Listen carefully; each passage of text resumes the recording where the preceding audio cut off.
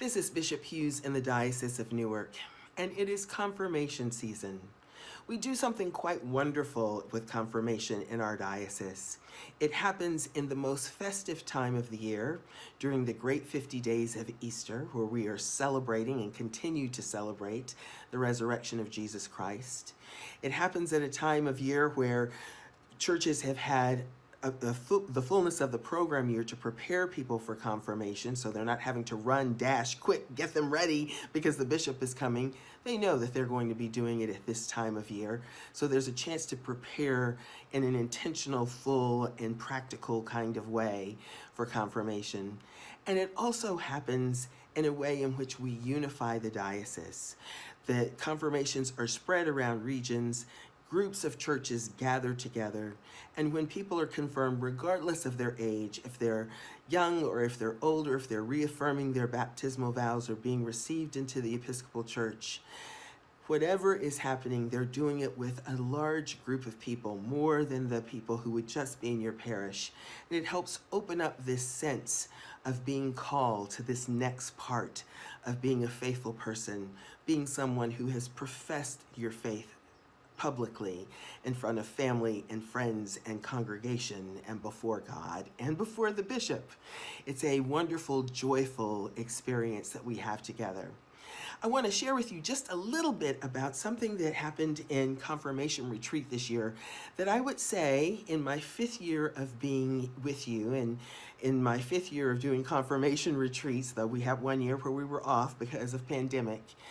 But across the confirmation retreats, one thing that I've heard over and over and over again, especially from our young people, is how important it is to them to take this step because they know it is something that is expected in their family, that they come from a faithful family or they come from generations of Episcopalians or generations of people who have been confirmed, and they want to take their place. And that is important.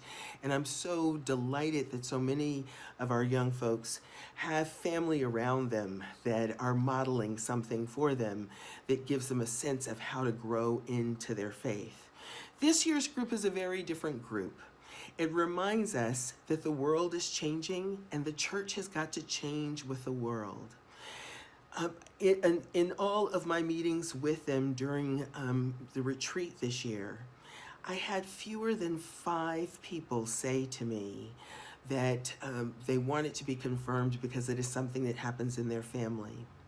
The vast majority, dozens of young people said to me, I want to be confirmed because I want to know God more.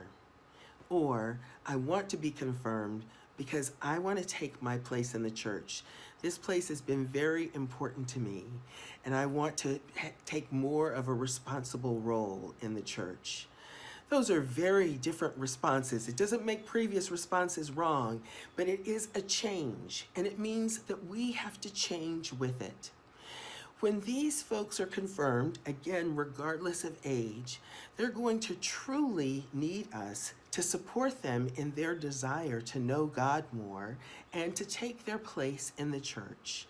And so I ask every member of a congregation who has someone being confirmed, and your priest will be telling you, and the confirmation sponsors will be telling you who's being confirmed. I ask every single one of you to put their names on your daily prayer list. Pray for them personally each day. I also ask that you reach out to them personally. Let them know that you are praying for them, that you're praying for their relationship with God, that you're praying that they find their place in the church. And then the thing that I think is the next important thing for you to do is to invite them, to specifically invite them, whether you know them well or not. Maybe you need to invite their parents with them so you get to know their parents better. But to invite them into the activities of the church that will support them in getting to know God better or support them in being a full and active member of the church.